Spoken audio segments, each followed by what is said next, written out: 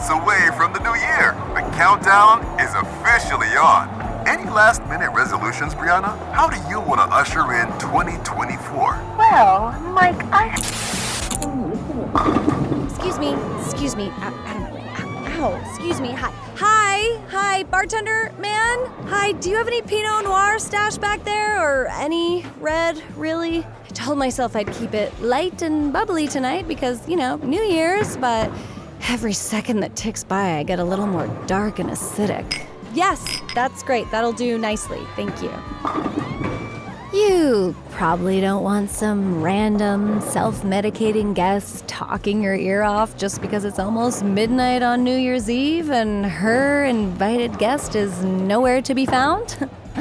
Or maybe you do because you're stuck working New Year's Eve at a disco bowling alley in no fucking thank you USA. So which one is it? Oh, Maya, honey, I got us straight. That's great, Mom! All those lessons are really paying off. Yeah, you can pour way more than that. Tabs under Maya Mitchell, former flight attendant and current grounded bird, so just keep them coming. I'm gonna take your polite silence as an invitation to just keep talking. I get it. You don't want to encourage me in case I'm a lunatic, but you're also intrigued by the prospect of a juicy tale of woe. And listening to me means you don't have to pretend to be busy cutting up limes for that frozen marg machine. So, it's kind of a win-win, isn't it? I mean, drinking week-old wine out of a plastic cup really does make you reflect on your life choices, huh? I guess New Year's Eve is supposed to do that anyways, make you mull over the last 365 days that landed you in this exact spot. You're probably looking at me like, why is this girl not at some swanky rooftop party in a sequin mini dress drinking a French 75 out of a dainty coupe? I mean, instead, she's at Betty's Bull and Disco wearing rented clown shoes and sipping a rancid Pinot. Oh, no offense. I'm not really a resolution girly myself. I hate the gym as a concept. Oh, I love cheese and gossip. So resolutions don't really work for me, at least not in the traditional sense. And why should they? Why do we have to wait until the clock strikes 12 to decide to be a better person or take bigger swings or eat a vegetable? Time is cruel enough without the pressure to make the most of it, But the truth is, Mr. Bartender, I don't need a resolution this year because I've already been changed. Yes, you're looking at a brand new woman and you didn't even know it. So pour yourself some of this vinegar and let's cheers to that. It started a week ago, which doesn't sound like a long time, but I feel like I've shed a whole skin since then and come out the other side like an exfoliated butterfly. I'm a flight attendant. Well, I think I'm a flight attendant. I was recently grounded for the foreseeable future due to some questionable circumstances. I guess if I had to trace any of this back to one inciting incident, it would be a particular in-flight tryst with my former flingman. Let's call him Pilot Pete. That's not his real name, obviously. But I don't want you taking a flight someday and starting to wonder if the guy in the cockpit had ever tickled me from the inside, Have you ever met someone who you know is very likely the worst person in the world, but his abnormal penile curvature somehow fits your picky tilted pelvis like the carnal missing link? No? Okay, well, that is Pilot Pete. And if he sounds like a Ken doll variant, that's because he is. He's the Ken doll that flies planes and never texts back. And he definitely always puts his oxygen mask on first, if you know what I mean. Anyways, Maya Mitchell's great fall from grace was not a mere tumble, it was a full nosedive at 10,000 feet a minute, and it definitely was mostly Pete's fault. I promise you, this will be as cathartic for me as it will be entertaining for you. Introducing The Incident, aka Christmas Eve, when we were caught banging in the first class bathroom. Miss Mitchell, do you know why we asked to see you? Yes, someone doesn't know how to keep their mouth shut. And by someone, I mean aka Pilot Pete. we will be dealing with separately. But rest assured, he will also be reprimanded for his part in the incident that occurred on Flight 2627 to MCO. Oh, please. You'll give him a slap on the wrist and then you'll kiss it better. I've been working long enough to know pilots were untouchable. It's totally a PR risk. Nobody wants to think their pilots are reckless. They gotta be Ken dolls or we fear for our lives. Having a guest walk in on their pilot and an air hostess cavorting in the first-class bathroom is not something we can ignore. Okay, first, in my defense, it was his idea. And I was technically on a break. Oh, and the fact that we've been able to physically make it work in single square feet cubicles, inclement weather, and turbulence be damned is a masterclass in body contortion and creative determination. That looky-loo should have been taking notes, okay? Not making complaints. Miss Mitchell, we are a reputable airline and we pride ourselves on maintaining the highest possible standards. And unfortunately, this isn't the first time you've been asked to see us on a matter of inappropriate behavior. I'm friendly, okay? It's not my fault that gets misinterpreted sometimes.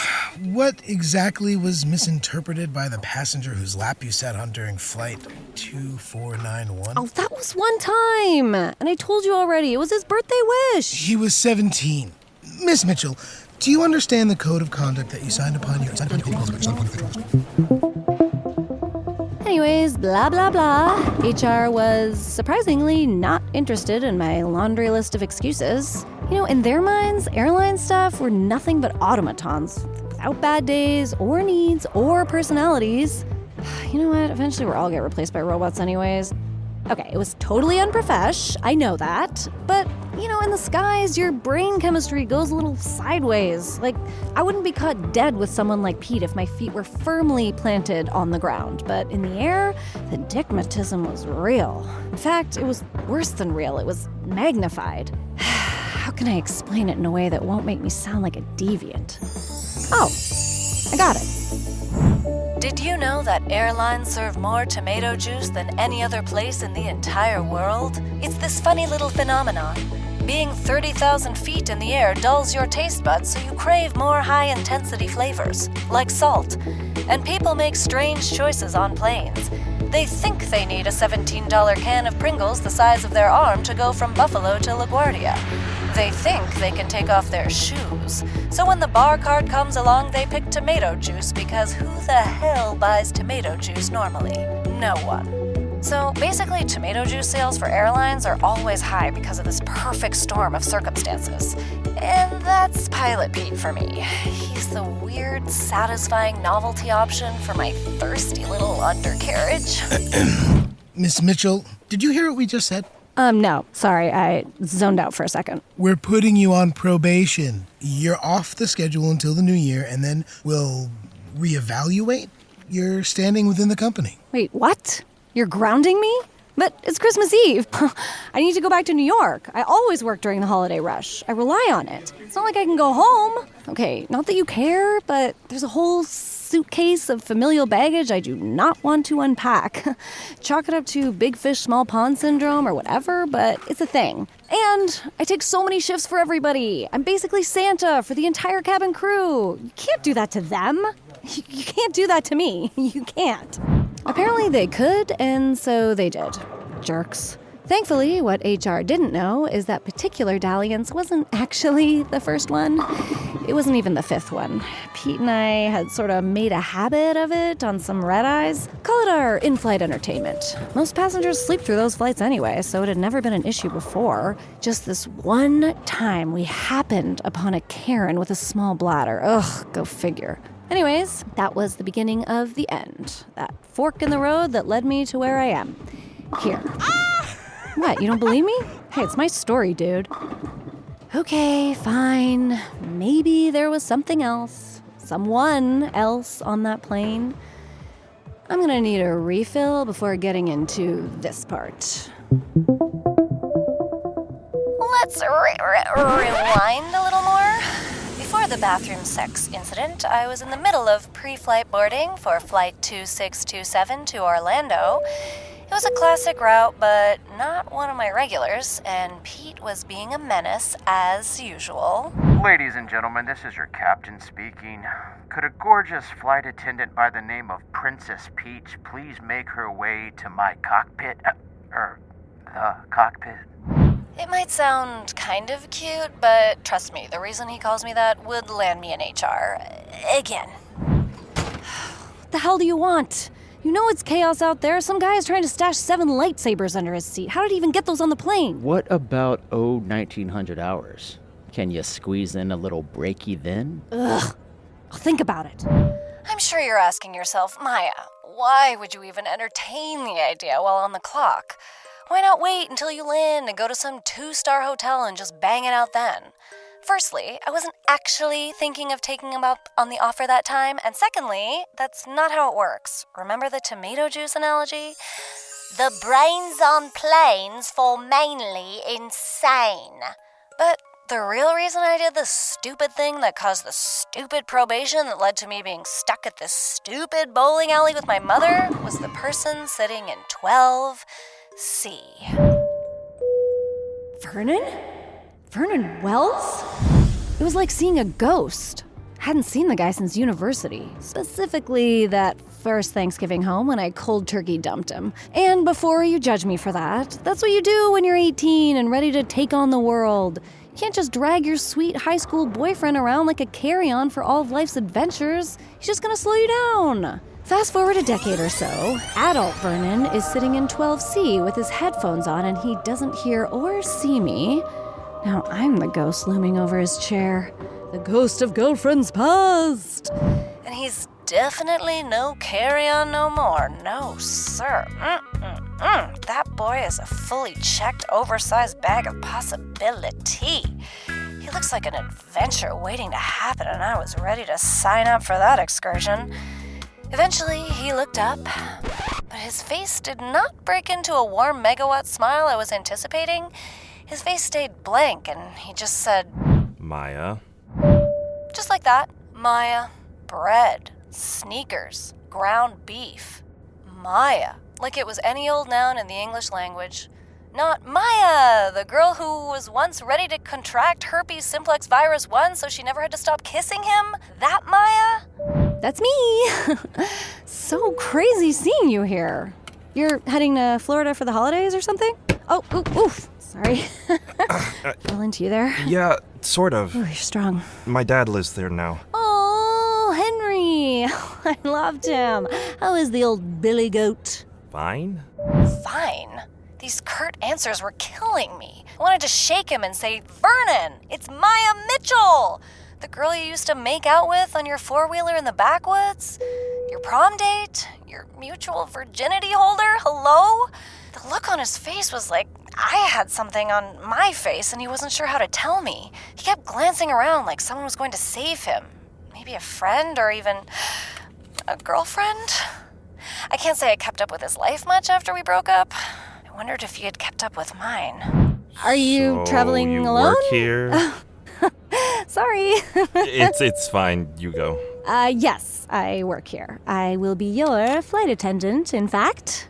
Can I get you a hot towel, sir? You get hot towels and coach? No. Sorry. I don't know why I said that. You can get like a spa kit for $13, though. I'm good. Absolute wreckage. I cannot explain to you what my mind or body was doing at that moment, but it was choking on embarrassment.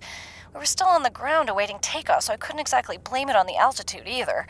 But something in that moment, seeing him all grown up and haughty and totally indifferent towards me, started to get some ideas. Some very naughty, mostly desperate, but potentially very hot ideas. Good evening, ladies and gentlemen, but mostly Vernon Wells in 12C.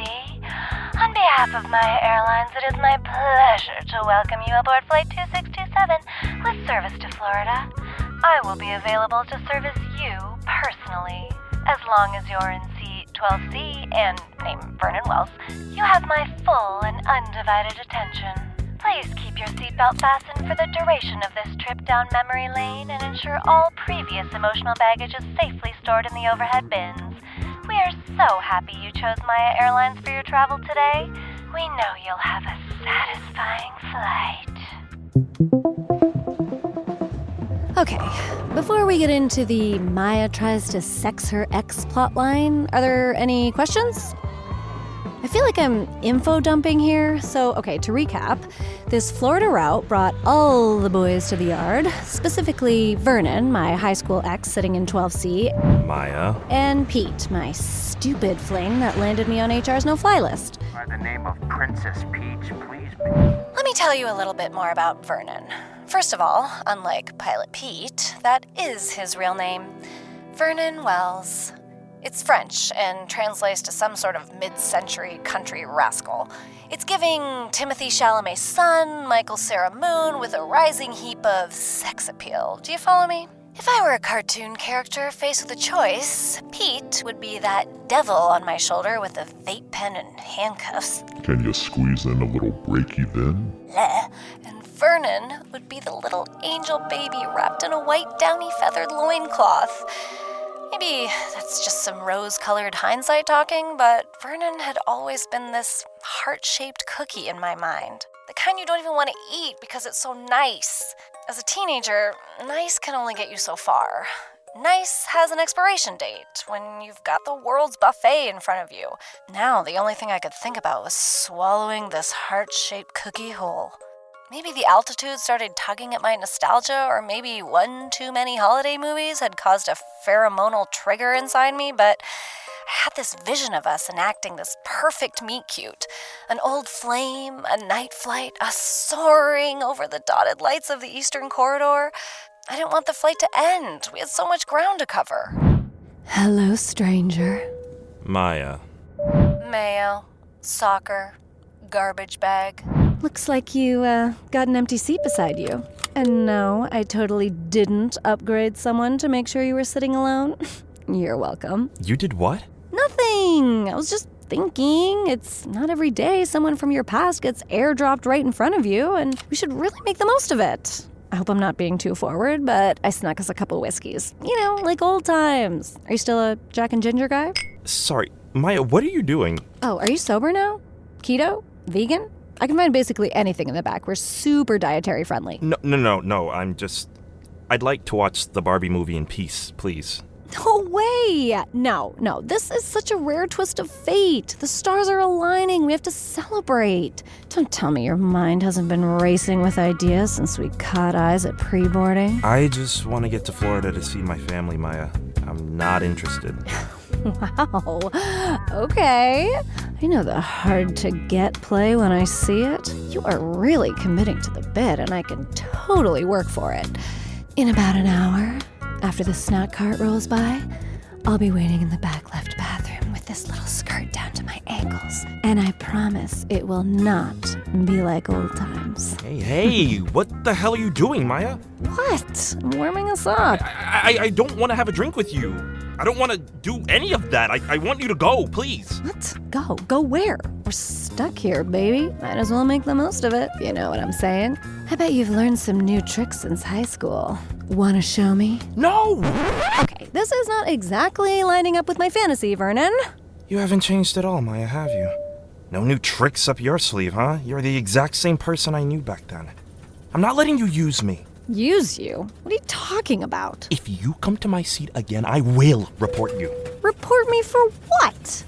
Miss Mitchell, not only were you caught engaging in inappropriate behavior in the restroom, but there's been a secondary complaint regarding unwanted sexual advances from another passenger. What? You'll be hearing from us in the new year about next steps.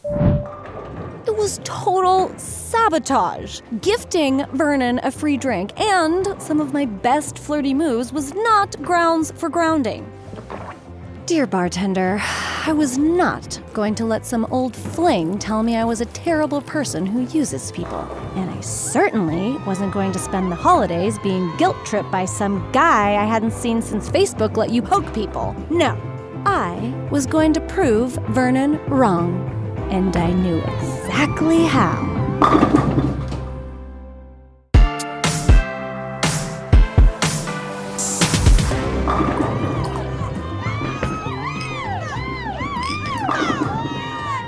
have our own versions of who we think we are out in the world. That perception that guides us along. It's the equivalent of glancing at yourself in a store window as you walk by, just to see if the version you're feeling on the inside is matching the one on the outside, you know? Like a psychological fit check, if you will. But I never really needed those. My outside always seemed to match the story I was selling, and that story was Maya Mitchell is Maya Mitchell. That hot bitch in the room, you know? Note, I did not say hottest bitch in the room. I'm not one of those delulu narcissists who thinks everybody wants them, okay? No. When it comes to the laws of attraction, I know my limit, and I like to play within it. So there was no reason in hell why I should get older, wiser, and deliciously curvier in the years since seeing Vernon, only to be outright rejected at first sight. Why? Because I dumped him first? Oh, please, grow up. Seriously. I mean, how does one get such a strong no thank you from the guy whose flag is still staked at the base camp of our first orgasm? Doesn't that type of connective tissue count for anything? Did so much about me change in the 10 years since I broke his heart? Okay, maybe that was part of it. Rejection begets rejection, I suppose. It's not like we stayed in touch, but he can't hold me hostage for a decision I made a decade ago. Please, we were kids and I was an asshole, but it's not like I'm still an asshole, you know? I'm not. So, I was officially embarking on a guilt trip. And by that, I don't mean I was guilty. I mean I was wanderlusting for my alleged wrongdoings. See, how could a strong, independent woman, such as myself, who literally bootstrapped her way into a comfy, happy existence despite being of the cursed millennial generation, get thwarted by the cameo of an insignificant ex? She doesn't. Okay? I wasn't gonna let Vernon Wells tell me who I was. Anyways, this little tale isn't about what happened a decade ago. It's about what happened a week ago on that unfortunate flight to Florida. Where did we leave off? Oh, right. My once boyfriend misinterpreted my very kind, very friendly offer to join the Mile High Club Nostalgia Edition and ratted me out to my boss. There's been a secondary complaint regarding... Then, in an act of self-care, I foolishly redirected that rude rebuff onto my current ride or cry, aka Pilot Pete. Help me achieve liftoff! Oh. Which led to being caught by an Air Karen and landed me on probation for inappropriate conduct. And it was all because of Vernon. Maya. Who, need I remind you, had also gotten insanely hot. So yeah, blows to the heart, the mind, and the loins. Top me off before I continue, will ya? You know what, let's just polish this bottle off. I think I hate him now. I mean, wouldn't you? No? Well, strap in. There's a reason I'm flying solo at Betty's Disco Bowl tonight. Oh, I'll get there in a minute. Let me just chug the rest of this. Picture this. I am now stranded in an airport, being taunted by all the happy vacation mode holiday cheer around me. I should have just found a pool to dive into head first like a lime in a coconut, but instead, I was left stressed about either being surveilled by HR or running into Vernon in the baggage claim, because that would just be my luck. My choices were limited. Either go back to New York to my sad, shitty, snowed-in apartment and give up my tradition of flying through the holidays like a sexy bar cart Rudolph, or find an alternative. Luckily for me, I knew exactly who to call in a pinch. Or at least, I thought I did. Hello? Margot, girl, how's it going? How's that domestic life out in the West? Sorry, who is this? Oh my God, you're so funny. Maya Mitchell, duh. Who else would it be? I called Margot Heron. Former flight attendant, loyal wingwoman in every sense of the word, and now my cross-country bestie since she moved to the Pacific Northwest. Incidentally, the wisest woman I've ever known. If there was anyone who was going to put Vernon's accusation to rest and be on my side, it was her. Maya, it's, been a while. Oh my God, I know! Life is so crazy! Oh, venti no phone? Thanks. Why are you calling me?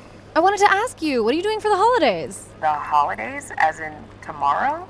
It's Christmas Eve. I know, best time of the year. I was thinking it might be nice to finally catch up properly, and what better way than to mosey on over to your neck of the woods and get festive and... You actually want to catch up with me right now? Obvi, I'm staring at duty free as we speak, so pick your poison. Oh, also, I may be a little bit stranded. It's a long story, but in a nutshell, my Christmas plans just got totally busted by some stupid tattletale on my last flight. Blah, blah, I got suspended, and as you know, I always fly over Christmas because I will not be caught dead going home. That cliche of a small town can choke on a candy cane. Thank you. Don't touch that, okay? Yeah. Margot, are you listening? I don't hear you. Yes, I am listening. Like, can you imagine me showing up at my mother's place with my tail between my legs after a decade? I mean, what would we even talk about? Look, I mean, last time I was home I had bangs and a B cup, for God's sakes, if you can imagine that. So, no thank you. Oh, speaking of home, you will not believe who got me suspended on my last flight. Total blast from the past. I can't wait to tell you about it. Maya, stop. What? Seriously, why the hell are you calling me the day before Christmas? I just told you, some long overdue impromptu holiday hangs from your favorite hot mess, me. You? I haven't heard from you in almost 4 years. Girl, what are you talking about? We went to Cabo last year, remember? You boned that random groomsman on the beach and found sand in your clam for like 2 weeks afterwards? Maya, that was 2019, 4 years ago. Margot Heron, wisest woman I've ever known, except for the fatal flaw of deciding to quit flying to procreate with some puppy-eyed accountant. Right? Shit choices. Did you forget? Of course I didn't forget. I definitely 100% forgot. I started scrolling my camera roll for evidentiary support and was appalled to discover Margot was correct. In 2022, I was not in Cabo having sex on the beach. I was in Brazil getting experimental chemical peels. Ugh, I look like a poached pear, so I was seeing no one that year. Okay, well, maybe it was the year before. The year before, I had a baby, Maya. And in case you ask, the year before that, I got married. And the year before that, I got engaged on my birthday. Margot, I think I would have remembered all of those things. Scrolling. Shit. 21 in San Fran at that underground Shibari rope bondage retreat. That was weird. Okay, 2020. Maybe you would have remembered if you had bothered to show up, Maya. The last thing you said to me was in 2020 when you compared my ring to the asteroid that killed the dinosaurs. Way to go, Maya. Okay, so maybe Vernon had a small point. Like the tiniest point. Forgetting weddings and babies was definitely a point, but he made it sound like I was the scum of the earth, when really I was a mild case of well-meaning mildew that just needed to be scrubbed a little. Hindsight is 2020. As a quick aside, I'm not going to get into how life's big moments for women are reductive and that we should be celebrating the milestones we choose, even if they don't subscribe to a traditional path. I would like the record to show that I do not believe that marriage and babies and home ownership are that momentous. But also, in my newfound sageness, I realized that ghosting my best friend during literally every one of her big important moments was a dick move. So her hanging up on me is understandable, but I was still stranded. So new plan. Messaging everyone I thought I knew in the Sunshine State. Hey, Justin, it's Maya Mitchell. We went to Flight Academy together. Are you still in Miami? Are you still mad about that? Well, can't you forgive me? I mean, yeah, I still sleep with your brother on occasion, but... Okay, never mind. Becca! Hope you've been well since that epic Disney bachelorette a few years ago. Super random, but I just landed in Florida and... Oh, you had to pay for that damage yourself? Ooh, yikes. Hello? Ugh. Hello? Patrick? It's Maya Mitchell. Okay, not Patrick. Hey! Well, screw you too! What the hell's wrong with everyone? I was running out of options. guess going back to NYC wasn't the worst idea. I could pretend I was going through a breakup, which I kind of was, and be a blanket burrito for the remainder of 2023, but that plan was thwarted quickly when... Please record your message. Maya Papaya, it's Mom. Look, we're coming to the city to see the Rockefeller tree and get some last-minute shopping done. I don't suppose you'll be home. You never got back to me about your Christmas plans. Do you want me to drop your gifts off like last year? I could do that if you're going to be away. Oh, it's Mom. Did I say that already? Yeah, no. I couldn't go home now. Sure, New York is a gigantic city, but my mom could sniff me out like a bloodhound. And if she did that, I'd have no choice but to spend Christmas with her, and that would be truly the end of days. That psychological reflection was starting to show me something I did not want to see.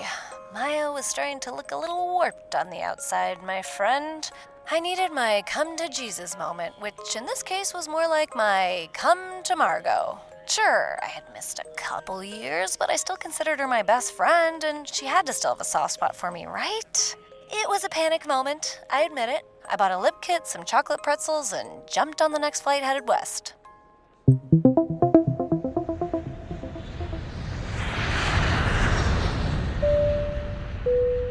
Lucky for me, HR hadn't yet deactivated my comp flight privileges, so I was able to scoop a few standby connecting flights in Margot's general direction. I took this as an opportunity to think, meditate on my actions, you know? Manifest a favorable outcome, if you will. This was the time to repent.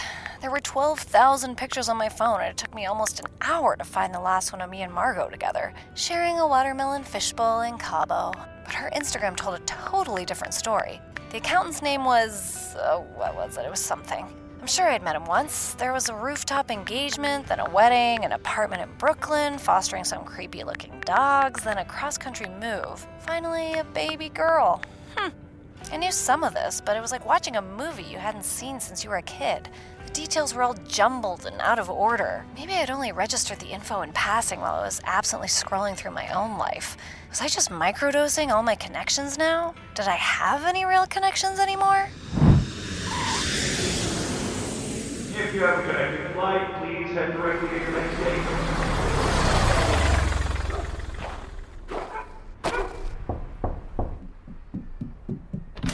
Merry Christmas! Ah, gross! Oh, sorry. Where's your mom? Can you get her to come out here? Now? Maya? Hi, don't be mad. Maya, what the hell? Did you just make my kid cry? It scared me. I was not expecting that presence. Look, you have to let me inside. I want to apologize for all the things, please. You're kidding me, right? It's Christmas Day. Please, Margot. Can we talk?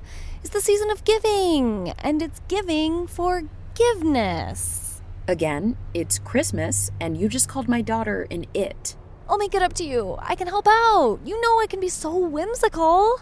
Making vodka-soaked gummy bears doesn't exactly scream Santa's little helper. Oh, please. I've been Santa's little helper in more ways than one, if you know what I mean. Okay, you're not laughing. I'm sorry. I'm joking. I'll be a perfect, wholesome elf for you and Pear. Pearl. That's what I said. So cute, by the way. I love it so much, and I love you so much, and it's freezing out here. Come in. What happened this time, Maya? Do I even want to know?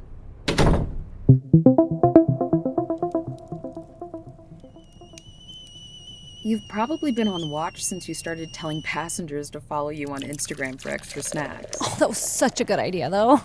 I got myself over the influencer qualifying threshold and got rid of all those cheesy pretzels that were about to expire. Smart. Corporate should be giving me a raise, not lambasting me for a couple harmless slip-ups. Maya, you just said you propositioned a passenger mid-flight, and then someone walked in on you boning that disgusting pilot I've always told you was a total sleazeball. How did you think that wasn't going to get back to corporate? I don't know. It was the worst and shortest walk of shame of my life. What am I supposed to do now? Just resign myself to being in my flop era?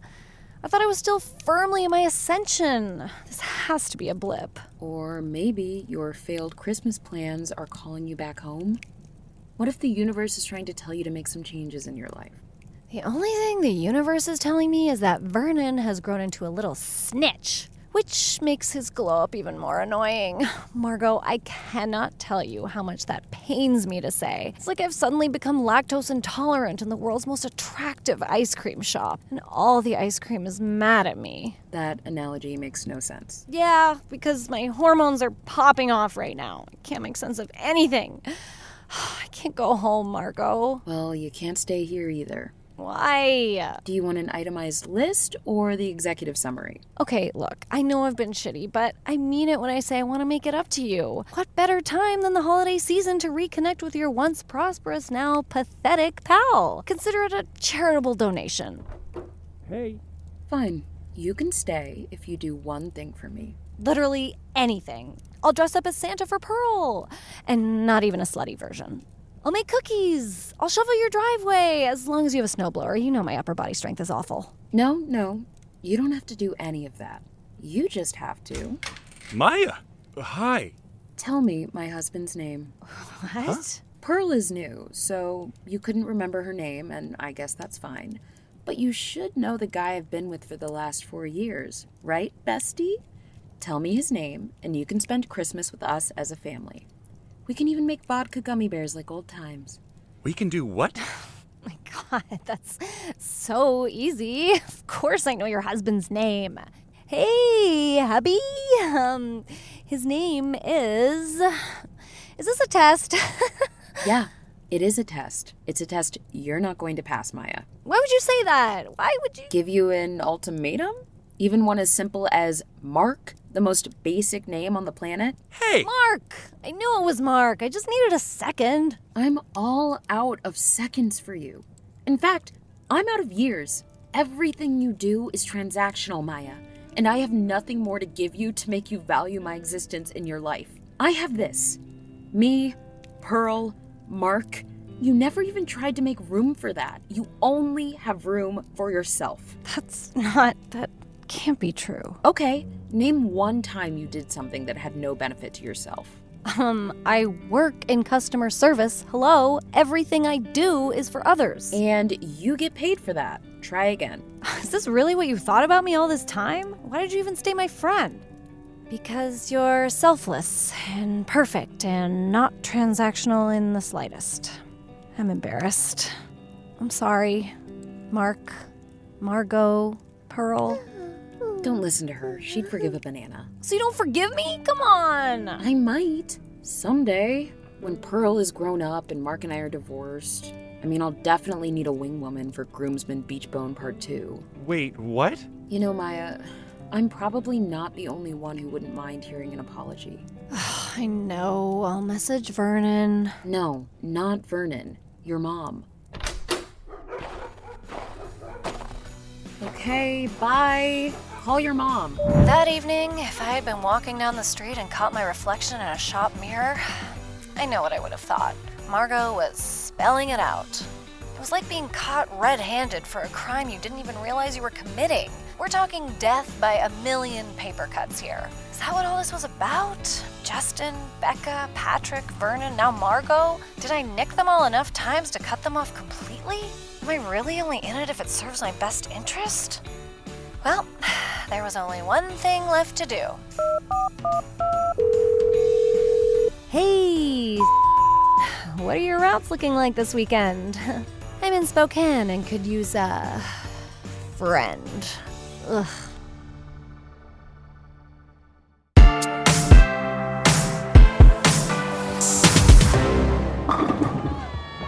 Let me be very clear that I am not proud of having made this next move. I have no excuse except my own weakness. After Margot's truth bombs, I tried to find a quick flight back to LaGuardia or JFK, only to discover my work privileges had been revoked. I wasn't on the no-fly list exactly, let's not be that dramatic, but it did mean I had no access to any discounted flights, and finding something last minute over Christmas was definitely not in the budget for this little bird. Hey now, you can pour more than that, Mr. Bartender. You want me to keep spilling? You keep pouring. Thank you. The tiniest silver lining was Pete, who just so happened to be flying out of Spokane that afternoon, where I was currently waiting out my layover to nowhere. If I had to choose between doubling down on my loneliness or hitching a ride with the world's douchiest distraction, I had to choose the latter. have a Hugo Spritz. Oh, you don't do those here. Okay, I'll have an Aperol Spritz. No? Oh my God. Have you ever been dumped by your best friend? What kind of tonic would you recommend for that? A $14 draft beer? This is worse than getting socks. Yoo-hoo! Hey! Maya! Hey! There's my damsel in distress. Here we go. I knew you'd ask me to stuff your stocking sooner or later. Don't say that. Look, I just need a favor. This isn't a booty call. Damn. Wait, are you drinking? It's 9 a.m. Are you judging me? It's an airport and I've been here all night. And it's Christmas. Time and space mean nothing. I'm having a rough time. I was visiting a friend and... You couldn't stop thinking about our last bathroom boink, so you had to message me for round 2, huh? I got called out by HR. You know how much I love this job. It's practically my whole personality. And I'm everyone's favorite. No one cares about flight attendants. You're just gophers in between bathroom breaks. Not like pilots, huh? Well, yeah, we're gods. I just want to get home. Pete was like a bad smell. Easy to pick up and hard to get rid of. Margot always told me he was the worst, and I didn't disagree. In fact, it was part of the fun. But after essentially getting rejected for the second time in 2 days, I was starting to think Pete and I might be cut from the same cloth. It was both a repulsion and a relief. At least I had kinship with someone, right? My mind has been racing with ideas since you texted me. I don't know, something about being caught made it so much better. Better? Did you get in trouble like I did? No. I got in big time trouble. They saddled me with all these Airbus routes. Everybody knows I'm a Boeing man. Oh, I feel so emasculated. Pilots are the airline's Nepo babies. They took me off the schedule entirely. Do you know how much that screwed my plans? Baby, you can screw my plans any day of the week. I might have had to split up a family to get you on this flight, but you're in, kiddo. You're in. Good afternoon, holiday passengers. This is Flight 569 from Spokane to JFK on Maya Airlines. We are now inviting passengers who have no business flying with us on the busiest week of the year to begin boarding at this time, especially passengers who give zero f***s about their friends and family.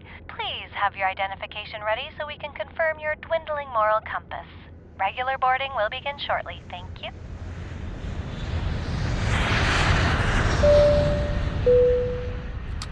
On board, I had several hours to kill until we landed in New York, and God, how do people do this normally? Just sitting there in those tiny seats? God, no leg room. Bumping elbows with strangers. No internet? Rude.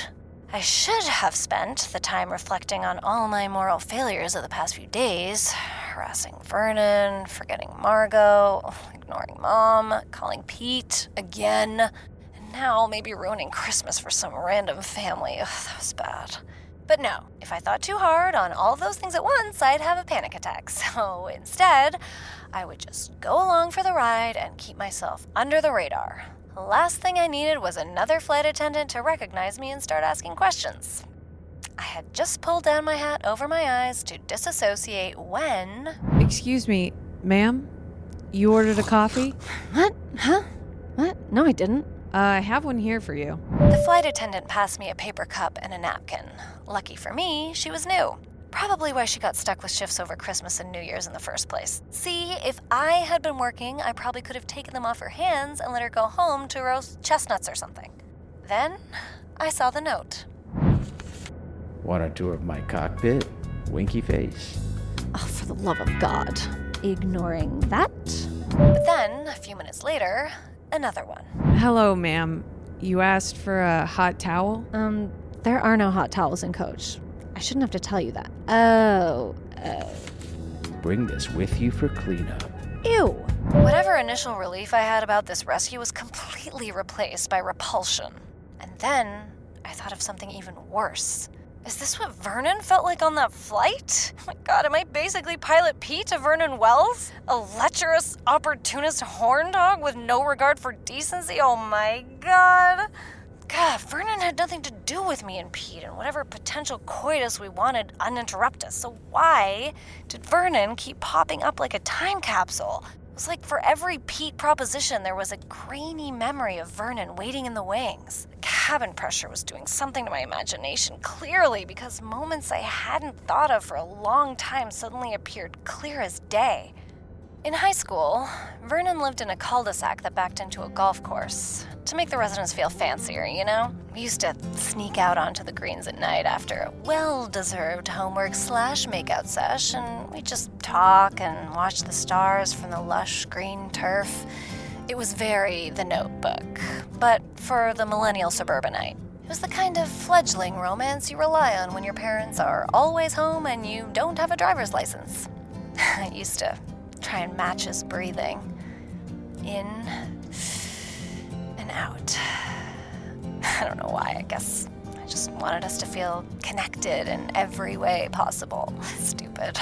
Back then I wanted everything to be meaningful. Everything was meaningful. Teenagers are idiots. Hello, ma'am. Again? Girl, what is it now? The poor flight attendant shyly passed me a duty-free menu that Pete had defaced with drawings of stick people doing unmentionable things. He was resorting to drawing sexual hieroglyphics for me like a caveman. In another hour, he might come right into the aisle and act out a mating ritual like some obnoxious bird of paradise. The man was a menace. But maybe this was my cue to escape. I could stay seated and toil over the painful relics in my long-buried emotional vault, or I could meet Pete in the bathroom for an encore and keep skipping stones on the surface of my feelings. Which one do you think I chose? Well, isn't this a cozy little ensuite? I didn't know an Airbus had a private pilot's quarters. Finally. I've been waiting for half an hour. Did you not get my notes? Oh, I got him real subtle. That poor flight attendant is probably quitting tomorrow. Worth it. Okay, now take off your pants. Can you chill? What did you tell your co-pilots? I told them I have IBS and to let me write it out. Do I know them? Should I know them? Why would you say that? When have you ever tried to get to know someone? Okay, rude. This could not be more perfect. It's a Christmas miracle. I must have been such a really good boy this year. Yes, I'm sure baby Jesus is just jazzed that we can have a mid-air quickie. There might be no room at the inn, but there's always room in the Mile High Club. Ow! You're incredible. I also just realized that you're technically a passenger, so this is even more forbidden than normal, and that's so hot. It's a bit sad, actually. I already did a warm-up lap before you got here, just thinking about it. We should role play. What type of passenger do you want to be? I got it. You're an air marshal who needs to arrest me for smuggling diamonds, but then you discover the most precious rock of all is actually my rock-hard cup. What is wrong with you? Everything, obviously. Okay, we gotta make this quick. Hey, I am nothing if not a straight shooter. Now come on, help me achieve liftoff. Oh. I've had my fair share of trysts. Maybe not as reckless as this Charlie horse-inducing plane sex, but enough to call myself experienced, adventurous, whatever. So it was weird for me to be there, pretzeled with Pete in an astonishing configuration of limbs, and still be thinking about someone else. Vernon was not the adventurous type. We were both young and inexperienced. I mean, we thought kissing with tongue would be enough to get me pregnant. Why were all those details surfacing now? It was so far in my past, it didn't matter anymore. Was Margot right? Was the universe trying to tell me something? All I knew was if I had to roleplay anything at the exact moment, I would have chosen the golf course. And the stars. Our quiet, shallow breath and fingertips barely touching at all. That's weird, right? Hey, what is that? Oh, that? You like that? That's just my... Don't finish that sentence. Is that turbulence? Or is that us? It's us, baby. We are the turbulence. You like those rough air currents, huh, baby? You like it? If the plane is rocking, don't come a-knocking. Hey, what are you doing? I was so close. Shut up! Captain, we have a medical emergency on board. We may need a flight diversion. What? First off, before you worry, everyone was fine. Pete sprung into action, his face still red as a beet. And through the commotion, I was thankfully able to sneak back to my seat undetected. Well, except for the flight attendant who was definitely giving me some judgy looks. Can't blame her. Everyone else was too busy staring at the guy in the aisle anyways. We landed somewhere in Minnesota, and I decided to take that as an act of divine intervention. The universe did not want this for me. So much so that it grounded a damn plane to stop it. How could I ignore that? Maya! Hey! I hooked us up with the hotel while we wait for the next flight out of here. King bed for a king. And his queen. Actually, now that I have quite literally touched grass, I think I'm done. Consider my thirst officially quenched. That good, huh? You're welcome. That was not a compliment. I mean it. I'm done with whatever this is. We're in the middle of nowhere. It's Christmas. You're just gonna be alone? I'm gonna listen to Margot, who said to listen to the universe. I love a good mic drop. A cinematic sign-off like, take that, Pete. I'd rather wander around aimlessly in some small Hallmark town than stay with you one more second. I needed closure, and I got it. Now, the world was my oyster. An independent woman reforming her ways, facing her past, owning her mistakes. Honestly, someone ought to write a movie about this. You cannot manufacture this kind of main character energy. And it was all true.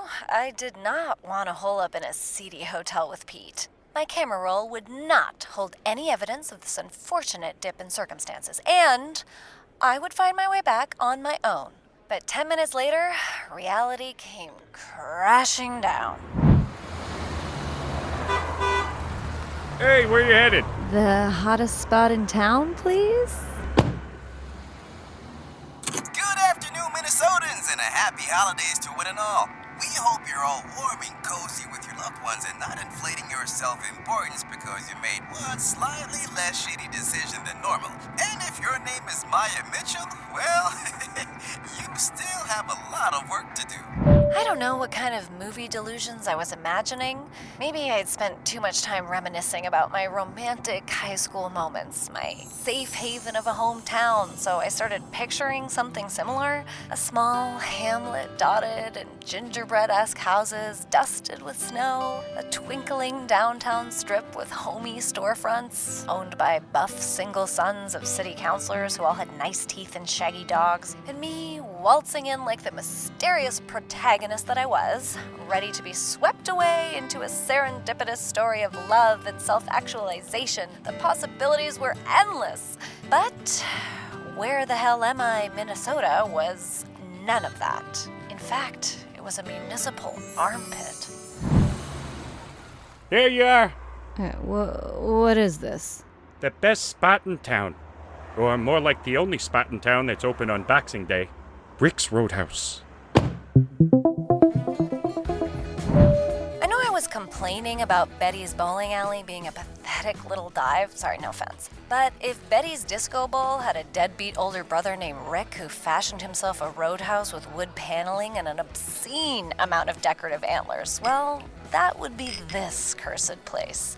Rick's Roadhouse was allegedly the only place open in whatever hell town this was, although I had an inkling the cab driver was trolling me. Ugh. Anyways, it was either Rick or a hotel with Pete, and honestly, good for me for choosing Rick. That, dear bartender, is what we evolved girlies call growth. Excuse me. Hey, is this seat taken? Of course it isn't. Most self-respecting humans wouldn't be caught dead in here on the holiest of weeks. God, am I the only one here under 60? Definitely the only one who owns deodorant. Ugh, you. Something wrong, miss? Me? No, sorry, I'm just not used to being in an establishment with carpet. I suppose you have better places to be. Of course I do. I mean, look at me. Look lost to me. Take a seat. I'm Walter. This is Jerry. Hey there. We are indeed over 60, and we both own deodorant. You want to tell us a bit about yourself? Not really. This clearly isn't a Netflix original. Unless you got a hot son hiding around here somewhere you want to set me up with? You're on your own, kid. I took out my phone then because clearly I wasn't getting anywhere. The first thing I did was pull up Vernon's profile, of course. I've been refreshing it periodically since we landed. Why was I fixating on a profile that hadn't seen life since 2016? Because I needed something to hang my attention on that wasn't... Oh no. Please record your message. Well, Merry Christmas again, Maya Papaya. I imagine you're somewhere magical, and I missed you. Rockefeller was neato. I can't believe I had never seen it before. Wish you were there to show me around. Maybe next time. Voicemail deleted. It was enough to send me over the edge. Hey, Vernon. Merry Christmas. So crazy running into you mid-air, and so sorry if I made you feel weird. I did not read the room. I know, right? Was that not amazing? Solid apology. No excuses, just righting my wrongs in writing. Owning up to my behavior. Boom. Sent. My soul was ready to be cleansed. Now, dearest bartender, what would you have done if you got a sincere message like that from an old flame on Boxing Day? You'd probably say, hey, no worries, I was having a bad day, holiday stress, and I overreacted. Let's grab a drink when I'm back. But no. A few minutes later, I saw the red receipt pop up under my message. Great! Here we go. Round 2 is about to begin. I waited for those 3 little dots to appear. Vernon is typing. But was Vernon gonna type? Vernon was not gonna type. My olive branch was not only denied, it was ignored, and that was worse. Did I leave it? Did I cut my losses and slap on some holiday cheer? Of course not. I kept right on typing.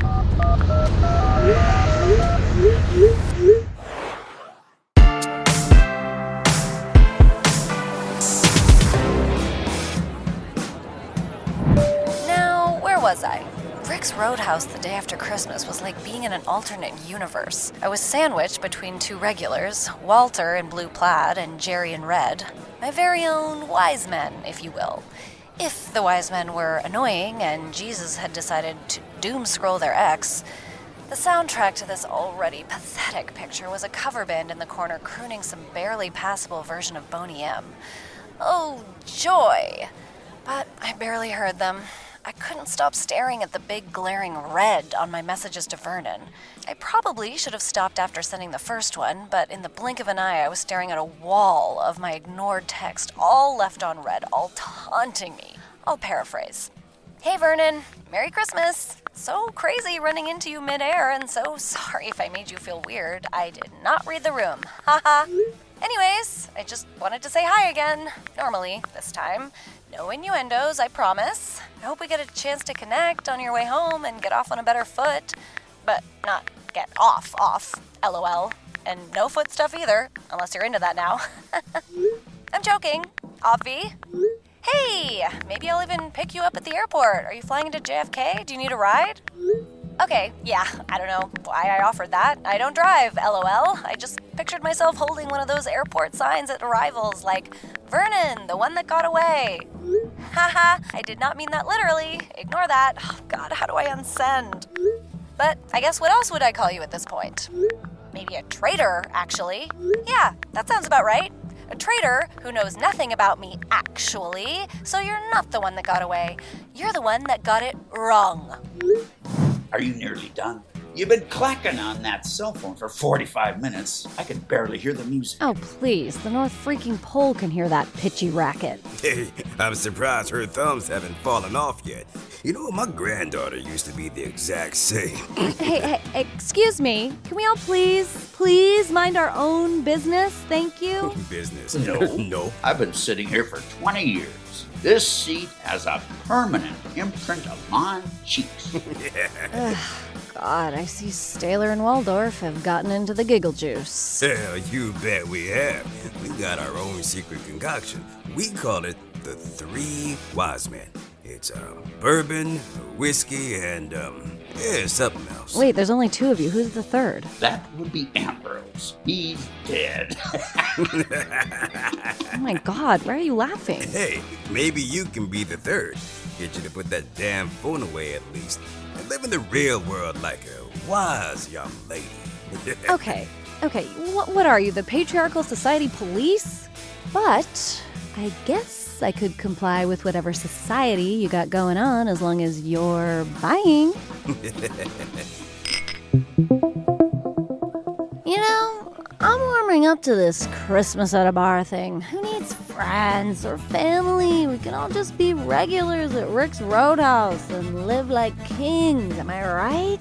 I'm only here 'cause, my wife's dead. And the men's shelter isn't open again till New Year. My kids don't talk to me anymore. Hey, shh, let's not worry about all that stuff. Maybe it's for the best. I'm not going home either, although, that's kind of a choice. So, who wants another round? Can't do it. Had to backtrack out of that conversation. So I really was on my own. I guess I shouldn't have been sitting there relying on two half-sauced octogenarians for entertainment, but I needed to keep my distraction tank full so I could keep my mind off Vernon. Stupid Vernon. Why was this guy consuming so much of my energy? I could be perfectly content tossing back bourbon with strangers. My camera roll was full of moments like this. I am the queen of go with the flow. But all I could think about was Vernon responding and accepting my apology stat. And ideally, ignoring all the other crap I said afterwards. Then I could move on from this guilt trip and live my life again. I mean, I got to face things with Margot, didn't I? I even ended things with Pete. I was getting better in a baby deer stumbling through the woods kind of way, but this blast from the past was just haunting me like a specter. Total vibe kill. It wasn't fair. Ugh, none of this was fair. Right back, damn it. And then it was like the universe heard my prayers. The bar crowd parted, and there he was. The perfect candidate for a plot twist. He was an angel. Okay, no, it was not an actual angel, but it was like a cherub, namely, an actual human being under the age of 30. Bingo. Target locked. I now had a new toy to play with. I turned to my new besties. Hey, Walter. Who is that guy in the band playing that hose keyboard? Oh, that's a melodica. Blow into it like a harmonica and play the keys. Yeah. I'm more interested in the one doing the blowing. Who is that? That's Jacob, Ken's son. Lives out on Maple Street. Real nice kid. Jacob Melodica. I hope you're ready to meet Maya Left on Red. The good news was, cute band guy Jacob was now my official distraction from Vernon, who was definitely online and active and absolutely not responding. Sadist. The bad news was, cute band guy Jacob was refusing to make eye contact with me, and I needed that to happen if I was going to secure a graceful social swoop-in. Luckily, the band was just finishing up their set. Thanks, everybody. We'll be back in 5. Hey, Jacob? Jacob from Maple Street? Is that you? Yeah? Do I know you? No, I'm here to abduct you. Kidding, it was a bad joke, sorry. I'm actually Jerry's granddaughter. See, I'm right over there. I hope it's not too forward, but I thought I'd say hi, seeing as we're the only people here that still have our own teeth. Okay. Seems like you're really popular around here. Oh, no. Well, my dad is. Kind of a tradition to play on Boxing Day for all the folks who don't have family. So Ugh. Parents. The worst. Am I right? What? He still wasn't really looking at me. I couldn't tell if it was because I had my city girl crazy eyes on too high or if there was something else. Everybody else was looking at me, let me make that very clear. I was a beacon of light in this drab place, but not according to Jacob Jingleheimer Schmidt. He kept looking at the door. Can I buy you an eggnog? Oh, what? An eggnog. A drink. Do you want to have a drink with me? Sure. But, I'm vegan. 2 eggnogs, barkeep. Hold the eggs. So it was good, right? This was a scene change I could work with. Maybe Jacob had an in on the hot Minnesotan scene, or maybe there was a hidden rave somewhere. I mean, you never knew what could happen. It could have been the beginning of a whole new chapter, and then... Oh my God. Are you crying?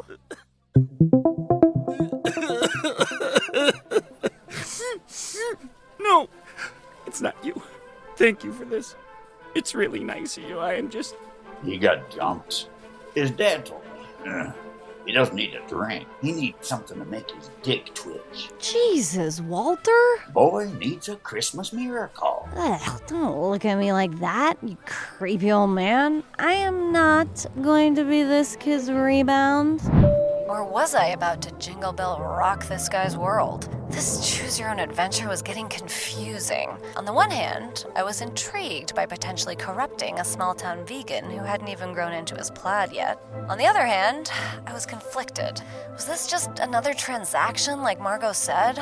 Was I jumping through hoops of convenience again, ignoring everyone else's feelings just to get what I wanted? What did I want?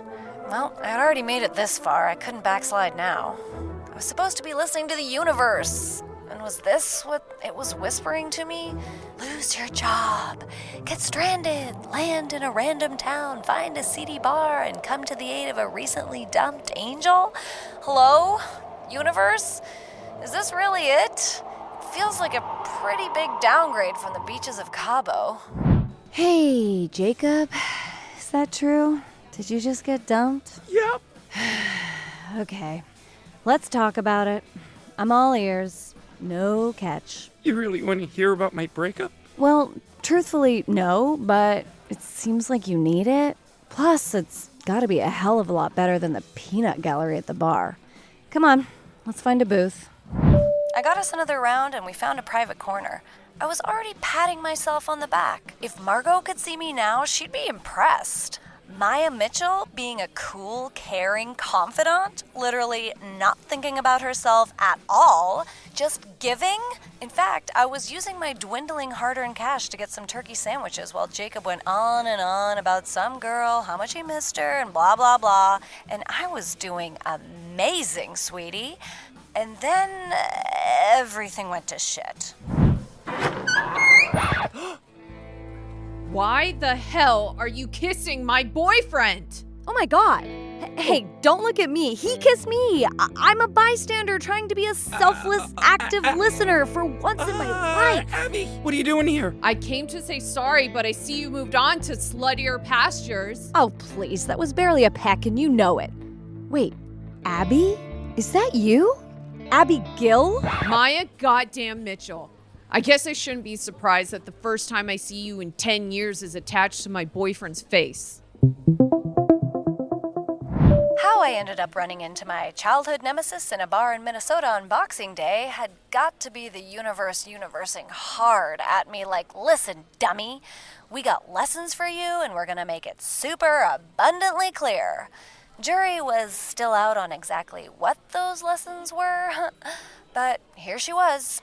Abby Gill, the Neville Longbottom to my Harry Potter.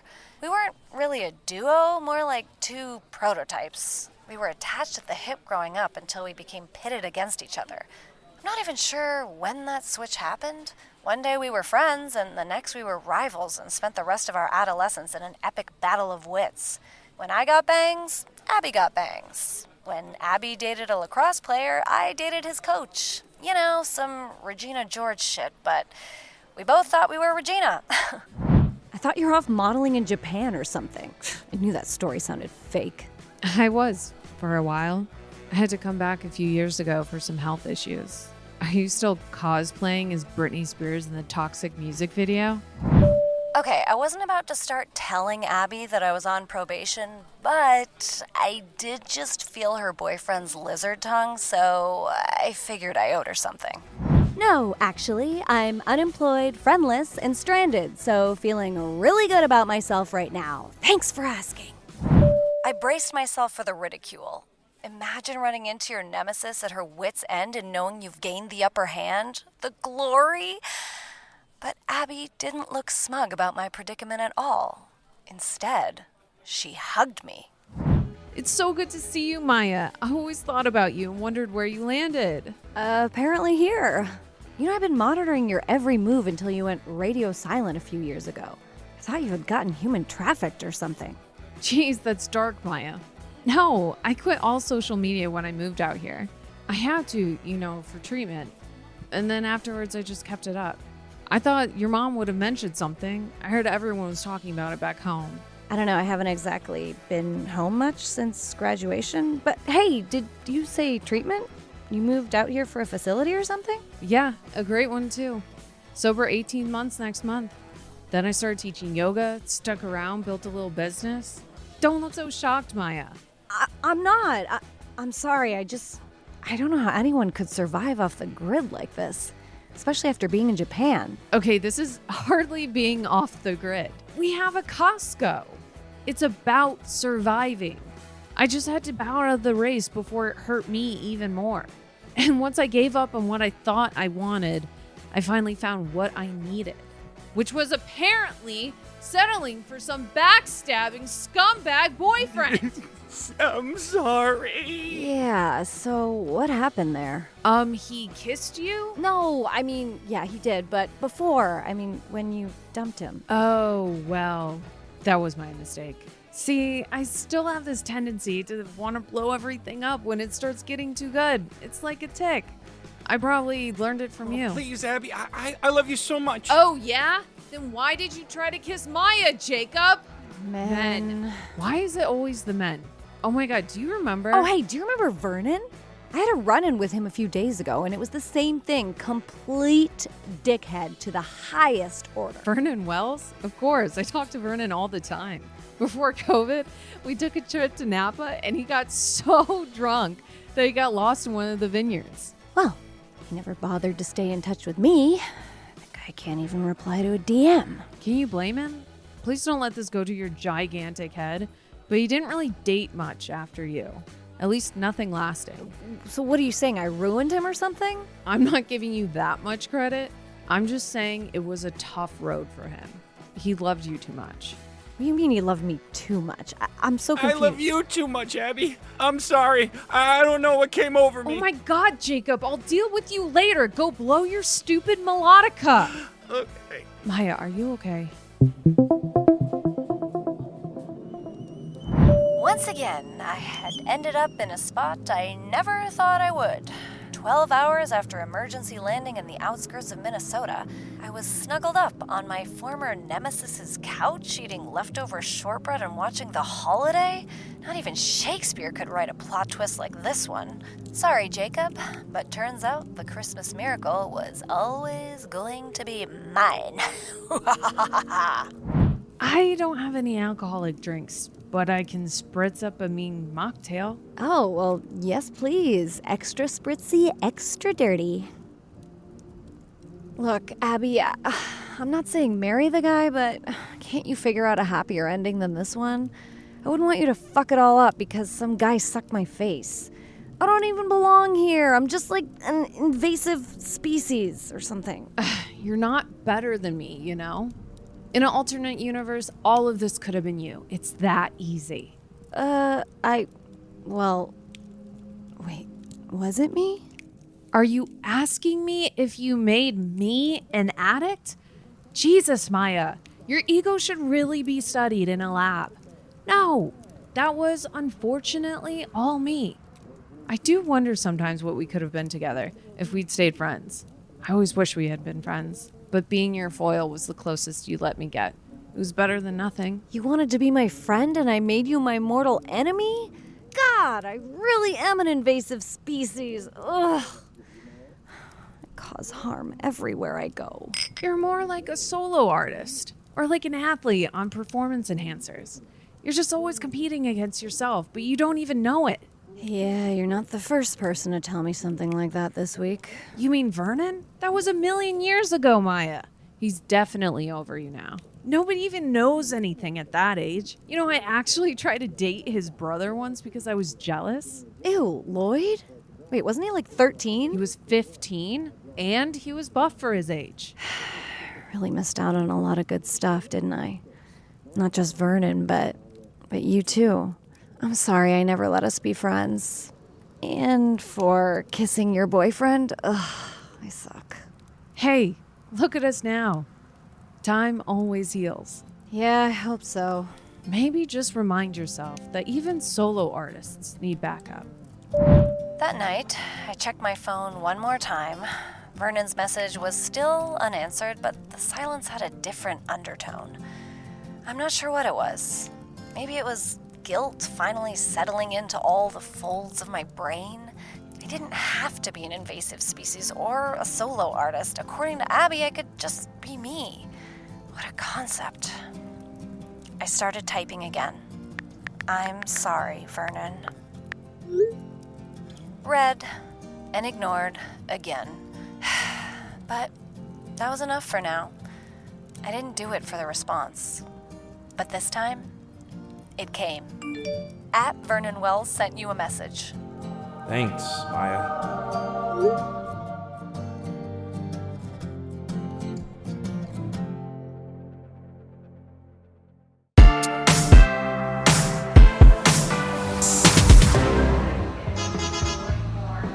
Abby's place on the 27th, bright-eyed and bushy-tailed, it really felt like I was closing one chapter and starting a new one. A long 24-hour-plus chapter back to NYC. Woof. Even with a stuffy Greyhound ride ahead of me, I was feeling good. Sure, an airport would have been better, literally 30 hours better, but with both my frequent flyer perks and my situationship with Pete all dried up, I was left with no other option than taking this speeding tin can back to civilization. So there I was, at a literal transportation site. God, the symbolism. Life was a goddamn movie, and I, sweet bartender, was building some capital C character. One-way ticket to New York. Cash or card? Card.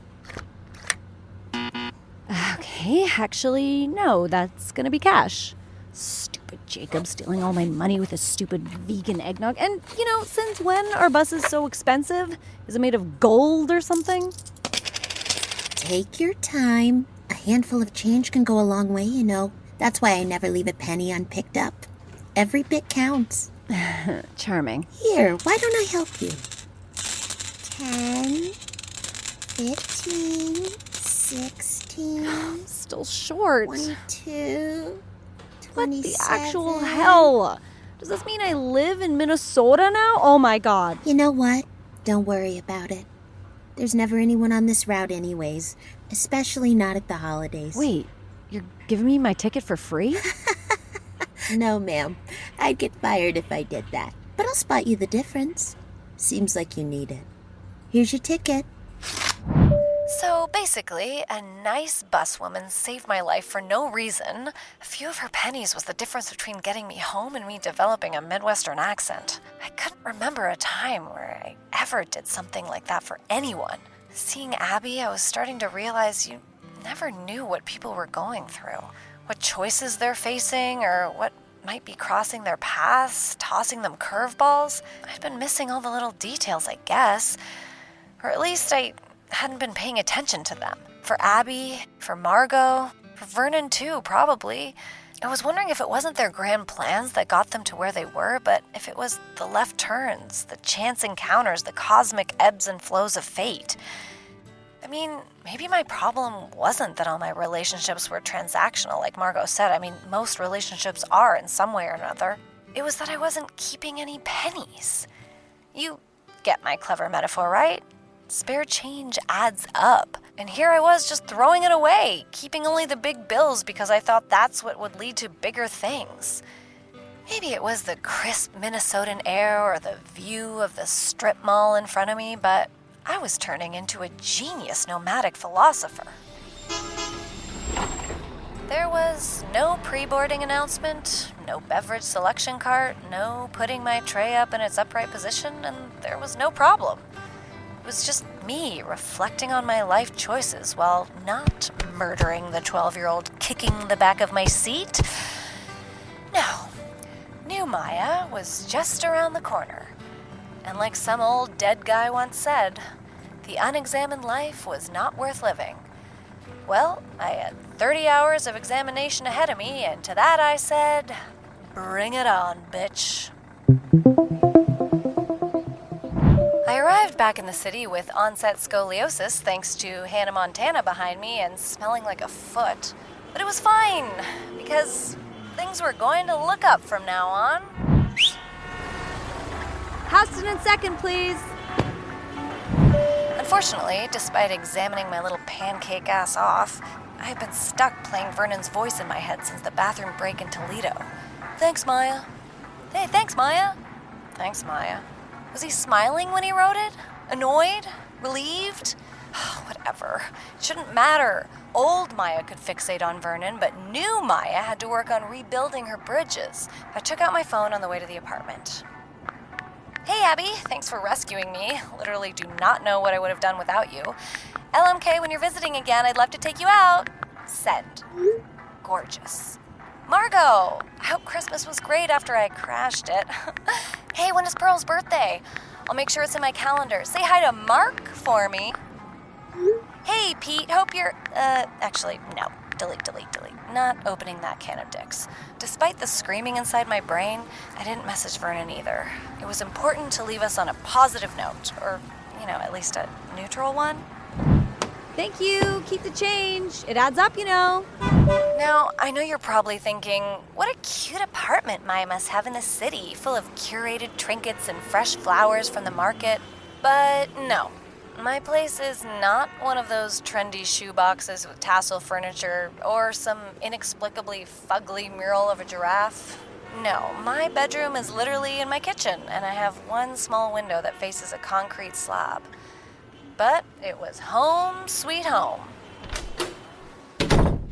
It was late on December 28th. On flights, we'd go from the frantic families trying to get home before the 25th to the raucous partiers heading to some fun destination to close out the year. Hell, sometimes I'd join them if they were a particularly vibey group, but not this year. And maybe never again. Ugh, the very thought of that was making me a Depressica Simpson. My mailbox was empty. Not that I expected some cheesy holiday cards from all the people who apparently thought I was garbage, but I expected more than just a letter from HR telling me my suspension hearing had been scheduled for January 3rd. Gee, thanks. But wait, I had gotten a letter pasted to my door. It was from my landlord. I'm being evicted? So that was it. No job, no home, no friends. Not even a lucky penny. I knew exactly where I needed to go. The question was, would I be welcome there? The flip side of gaining some self-awareness, I guess. Boo. Order up! For how many? Wow, is this Dean's Deli? It's crazy busy in here. How many? Jeez, one. It's just me, just one loser. Go find a spot at the bar. Okay, you know what I'm telling Dean about you. Don't you know you never know what people are going through? God. Before you say anything, Dean Henley was not one of my many paramours. No. He was my platonic friend / mentor / guardian angel who saw me at my worst, aka working in his food truck in a deeply, deeply unflattering orange polo shirt when I first arrived in New York 7 years ago. Look, I'm not happy that I had to crawl back to Dean for help after everything that went down, but I was really desperate, and apparently since I quit, he'd been rivaling Bobby Flay for the role of ultimate foodie dilf. Maybe all that success would mean bygones would be bygones?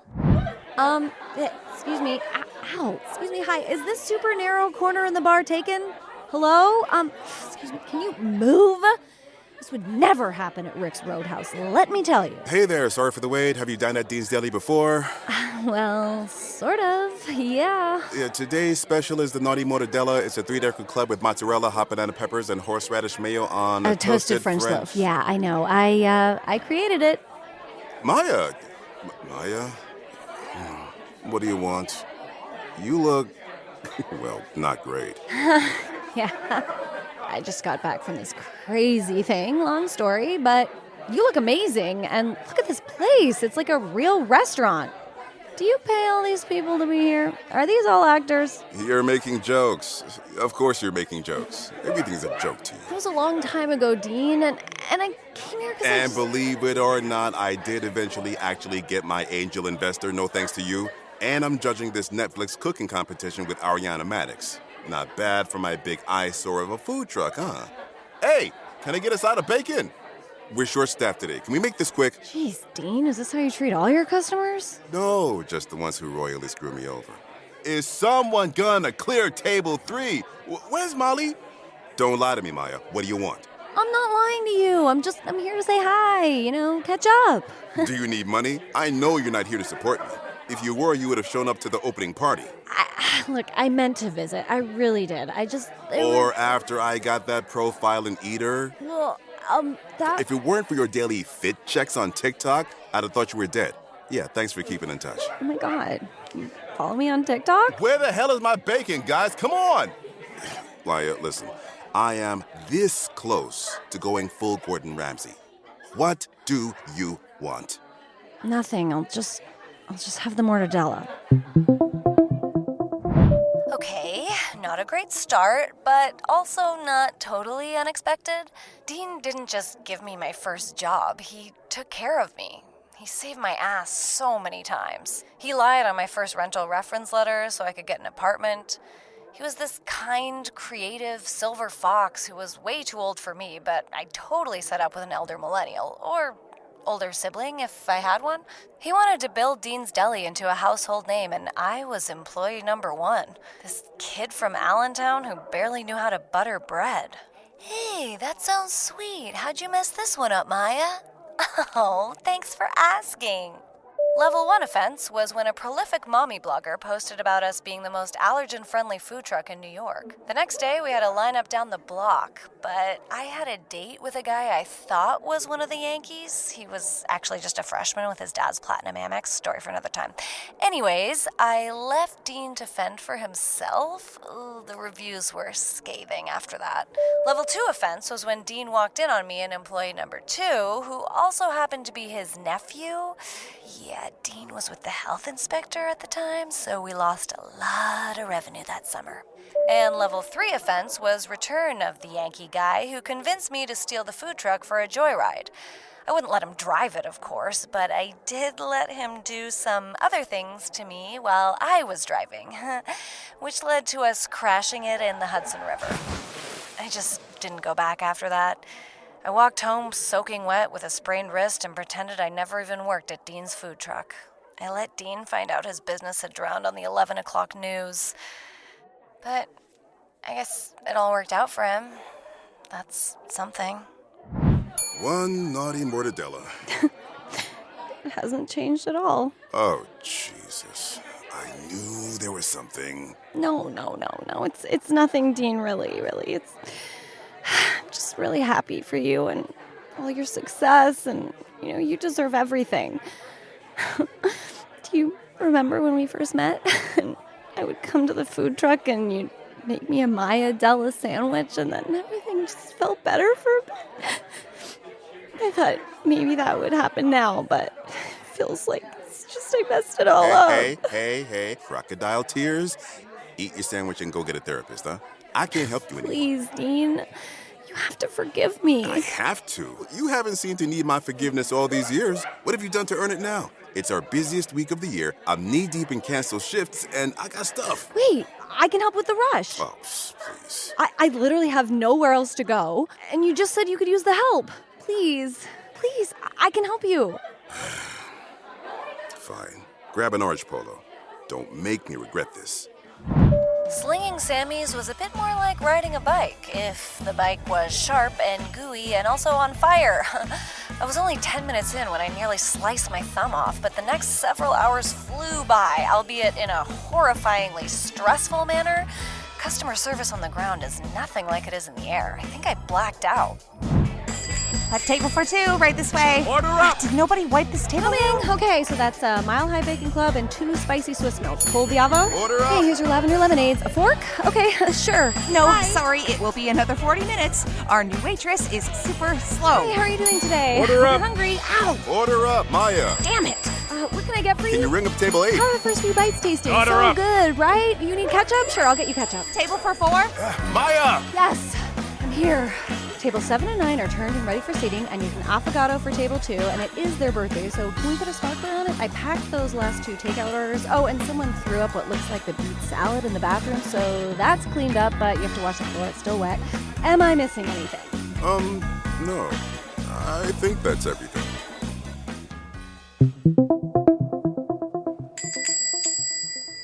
Oh my god, so that's it? We did it? Oh my god, that was awful. I feel 21 again. I want to die. Do you do this every day? Here, eat this. You know, you really do look like shit. Thanks, but I don't need a handout this time. I just need your forgiveness. I'm sorry. Really. You bankrupted me. And then no calls, no texts, nothing for 7 years. Maya. I know. I understand the super shitty, selfish person I am. Believe me, I know. I abandoned you at the 11th hour and I feel terrible about it. It was more like the first hour. You never made it to the 11th. Yeah, I know. Look, I've been dragged across the country just so people can tell me how much I suck. It's been a humbling holiday, to say the least. Yeah, you were a kid. I didn't really expect much from you. Of course, I also didn't expect you to take my nephew's virginity on my salad station, or to use my entire business as a flotation device, but you live and you learn. I shouldn't have left you like that. Isn't that kind of your thing, though? Leaving people when they need you? Ouch, Dean. Look, you are a selfish piece of shit, but you're also human, and it sounds like you're figuring it out. Look, I know today didn't make up for anything, but I really appreciate the chance to say sorry. I think you have something really special here. I guess you don't need me to tell you that when you have bon appetit. So, what now? I don't know, you're the wise one with gray hair. You tell me. You need to rebuild yourself, Maya. Take the negative reviews and use them to make your product better. There's more in you than just the first hour. This is just your food truck phase. What did you do to rebuild? I don't even have an apartment or a job. Well, I had to move back in with my parents. Oh, God, at your age? Oh, that is so bleak. How is your mom doing anyways? Last I heard, she was in remission. You still talk to my mom? Yeah, here and there. She pops in whenever she's in the city. And she's always looking for you. Yeah, she's doing well. Thanks for asking. The point is, I licked my wounds. And then I got a bank loan and paid my teenage neighbor to run my social media accounts because nobody wants to see a boomer making reels. And then things started moving. Very slowly, but it was something. Just like your apology. It's something. I guess I didn't really mention that part yet, did I, bartender? The my mom has cancer part? They say home is where the heart is. It's also where a lot of tough shit goes down. Now it seemed like all roads were pointing back to Allentown and my mom. The universe wasn't giving me much wiggle room, was it? I pulled out my phone. Should I call my mom and let her know I was coming? Show up as a surprise and hope she's happy to see me? I mean, okay, of course she would be happy. That's what makes me feel the guiltiest of all. So guilty, in fact, that I didn't notice the notification at first. A message from @Vernon.Wells. Hi, Maya. I just got back from Orlando. Did you say you were coming home at some point? Why did Vernon want to know if I was coming home? Why did everyone suddenly want me to go home like it was some simple thing? Dean, I still don't need anything from you, honestly. I'll figure it out no matter what. But if you did happen to have that old food truck fished out of the Hudson and it's parked somewhere and you wanted to, I don't know, let me borrow it for a few days, I wouldn't say no.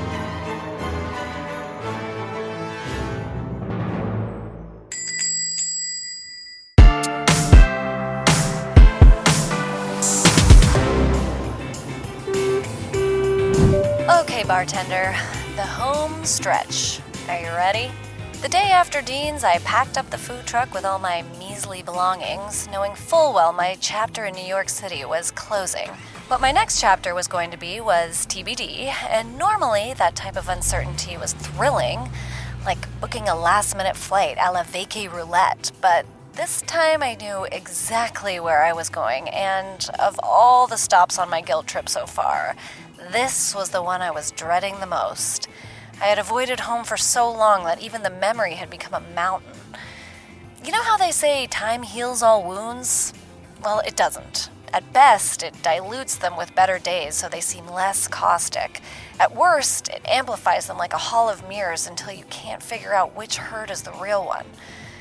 Anyways, homecomings are complicated, but I had no other choice. I don't know why I thought a town of 100,000 people might be anticipating my prodigal return, but I spent the whole drive in the deli truck hunched over in my hoodie trying my best to be incognito anyways. Turns out, nobody cared about the weird gremlin driving, but they definitely cared about the deli truck. I didn't realize cruising through downtown with an orange logo that was just featured on the Drew Barrymore show would make the locals go absolutely feral.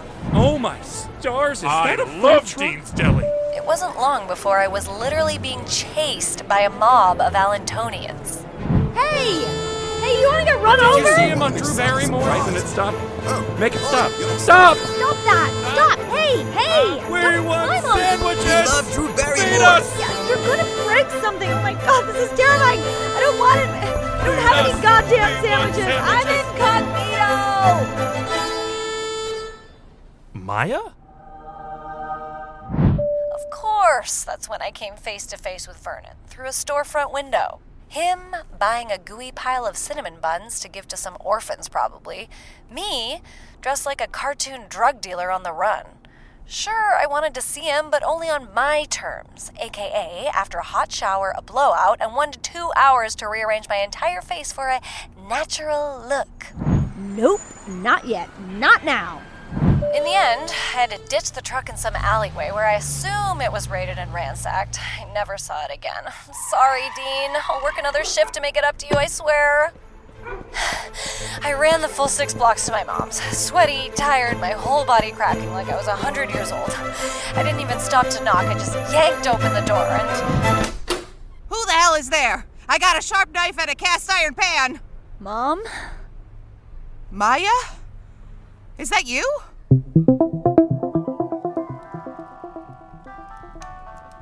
The house was somehow different and exactly the same all at once. I don't know why I remembered this place being so stifling and dark, because it was chock full of live, laugh, love. There was a swear jar of pennies on the table, and a calendar with a zillion birthdays scribbled on the fridge. I saw Vernon's marked down on December 21st. I guess they were still friendly enough for birthday texts? And in every corner there was evidence of a different hobby. Neon pink bowling shoes, bejeweled gardening shears, a pile of half-finished macrame. This was not the home of a lonely old Mrs. Mitchell. This was the home of Maya Mitchell's mom, the coolest bitch in town. Are those balloon animals? Maya Papaya, you're here! How did you get here? Vernon and Dean both said you were coming, but I didn't see how that was possible. Did you just land? Shouldn't you be in Fiji or somewhere? Wow, come here for a squeeze. Change of plans. Okay, I drove myself down in Dean's truck. Oh, isn't that Dean just a doll? I'm gonna text him a thank you right now. Text him? Wait, you and Dean text? Oh, yes. I send nudes. I learned how to do it from a very nice divorce lady in my art class. Mom, You know, everything is better when you're older, and I mean everything. Tits to tail. Jesus, Mom, Have you heard of Zumba, Maya? Or hot yoga? I do that, and then yoga lattes, and sometimes even hot Zugalattes. I'm also in a ladies' bowling league. Have you heard of slugging, Maya? I slug now. Let me see if I can find a picture of it. Just give me a second. Mom, can we pause and just maybe talk about how we've barely talked in like 10 years? We can't just skip over all that. Especially not, the C word. Well, how can we talk about it if you still can't even say it, Maya? Fine. Cancer. You have cancer. I'm sorry. And what's there to talk about? It came, it went, it sucks. I'm what I call nifty, 50, and flourishing. Oh, honey, are you on Hinge? I swiped on this cute Santa near the Rockefeller tree last week, and when I tell you, I was his little helper. Ugh, enough. Ugh. I can't believe I'm the one saying this, but we gotta stop ignoring the hard stuff, Mom. Well, it's not like I didn't try. I suggested a mother-daughter vacation plenty of times. It's not my fault you're never home, and flights on your airline are always sold out. I hope that means you're at least getting good tips. You don't tip on planes, Mom.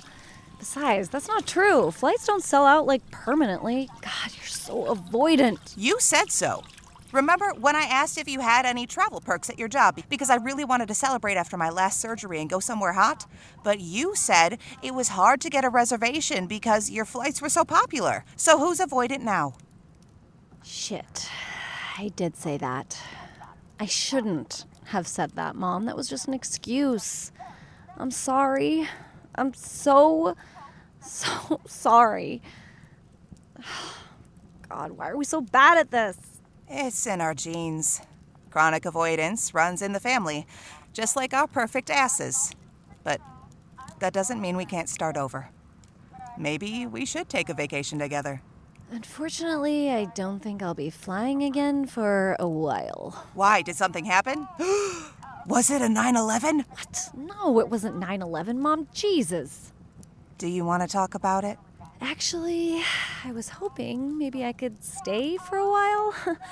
If it's not too much to ask, but also it's totally fine if not. I can figure something else out. Maya, I wouldn't let you go even if you tried. Oh, and I have a guest pass to Zumba Lattes tomorrow. The instructor has 12 abs, and Betty's is hosting a New Year's Eve party. You can go as my date. I was gonna take Vernon, because his brother... Wait. Vernon? Yeah, he helps out around the house. He's such a nice kid. Remember when you two dated back in high school? Do you still talk? Not exactly. Does he talk about me? Always. You're our favorite common interest, honey. In 24 hours, I went from no job, no apartment, no friends, to a New Year's plan, a mother-daughter mani-pedi, and the visceral images of 7 dick pics from my mom's Hinge. But what did my mom mean by I was her and Vernon's common interest? Did they sit around doing puzzles and shit-talking me all day? Or did that mean Vernon was interested? The next day, I found myself downtown again in search of a dress for this bowling ball. Even though a small part of me was cringing at the thought of ringing in the new year to crashing pins, I wasn't totally mad about it. As far as Falls from Grace go, I was determined to stick the landing, and that meant surrendering to whatever came next. Excuse me, clerk. What matches with a 70s mustard yellow? So you did make it home. I wasn't hallucinating. Whoa, Vernon Wells. Seriously, universe? I did. Sorry to thwart your plans to never have to see me again. Did I see you driving a food truck like a maniac down Main Street yesterday? No.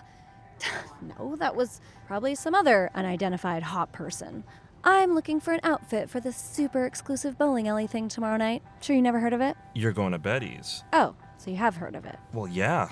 All the moms go. Bowling is the new book club. Okay, since when did Allentown become the hub of Pinterest activities for boomer moms? Right. Speaking of Mrs. Mitchell, I was going to drop these off, but maybe you can bring them back for me. They're the cinnamon buns she likes. That's like the nicest thing ever. What are you, like dating my mom? I wish. She doesn't have time for me when she's dating all the real men in town. She is quite the socialite. When did that happen? Yeah, I should ask you the same thing. Okay, bartender, was this us flirting? Vernon was looking at me, his cute curls poking out of his little beanie hat, grazing those cut cheekbones. I swear I could feel him softening. Was that the hint of a smile? Ugh, adult butterflies were so much worse than teenage ones. They used to be so light and effervescent. The ones inside me now barely hovered off the ground, bloated and slow with years of baggage and conjecture. So what is all this with my mom then? Are you trying to make me look bad? How could I possibly make you look bad? You've done that all on your own. Wow, okay, shots fired. Come on, Maya, I know I complained about you. You wouldn't be here if I hadn't. You'd be in Fiji or whatever, and your mom would still be... What, nifty-50 and flourishing? Don't make this about her when it's clearly about you, and we're fine. Whatever you say. Sorry, I forgot. You're such a big, upstanding person who calls HR on their exes. I'm sorry about that, okay? I didn't mean to be so... I hadn't seen you in 10 years, and you were acting like nothing had ever happened, and I just... You totally overreacted, and it cost me my whole job? You left me. You left all of us. As soon as your mom got sick, you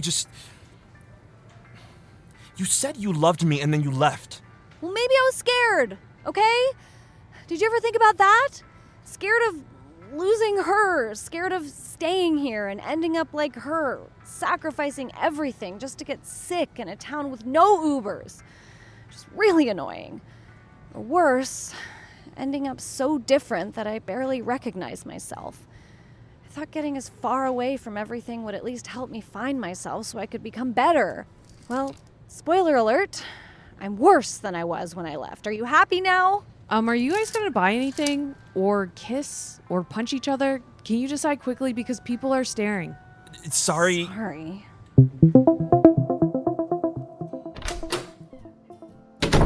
Maya, honey, did you find an outfit for tomorrow? No. Here's some cinnamon buns from Vernon, but be warned, they are tainted with betrayal. Yum, drama makes everything more delicious. God, I hate him. I don't know, honey. It sounds like maybe you like him. No. I mean, sure, he's hot and cares about people in this infuriatingly profound way, but he also rejected me, insulted me, and got me fired. So, that kind of cancels itself out, don't you think?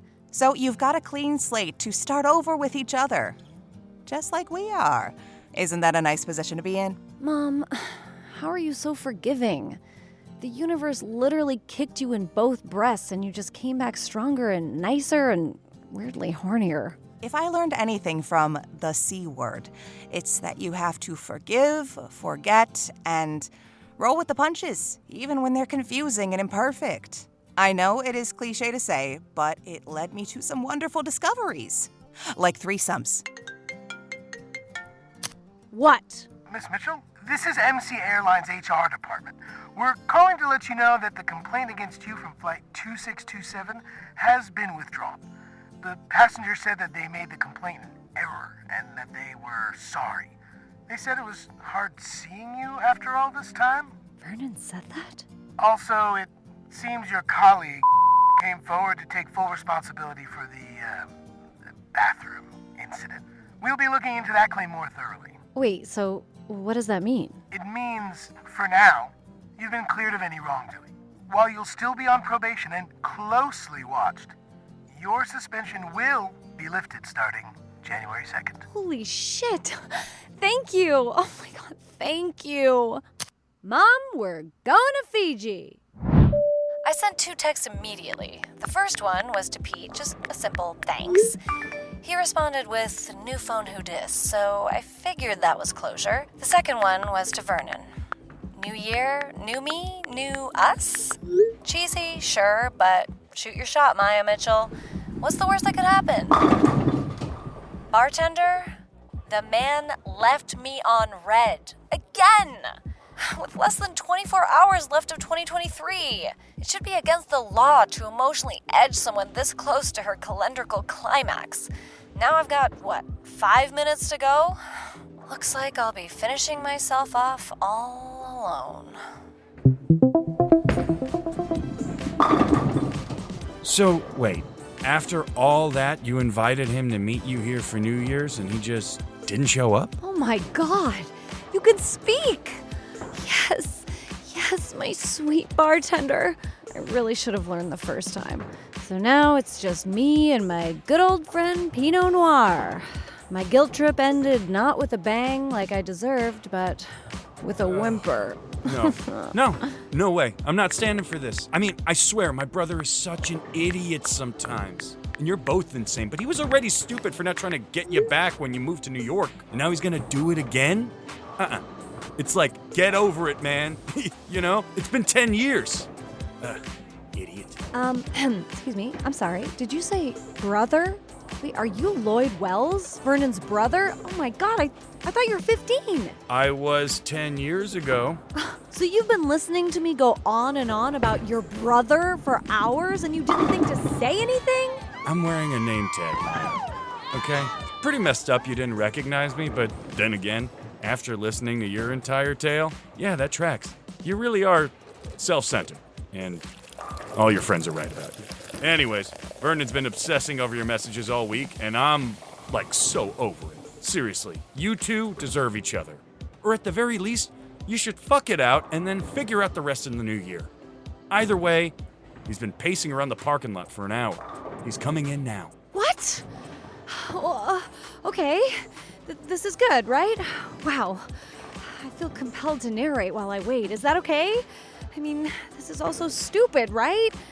I spend all this time trying to become a better person, shedding my former self like a snakeskin all over the country, only to end up back in my hometown and potentially with some guy I dated in high school? Is this some full circle shit or like a warped wagon wheel of sadness? Fair change, cha-ching, cha-ching. Show me the money. Oh, hi, Vernon. Oh, hi, Mrs. Mitchell. One second. Lloyd, what is it? What's the emergency? Maya needs to have sex with you in the bathroom, stat. Excuse me, no, I don't.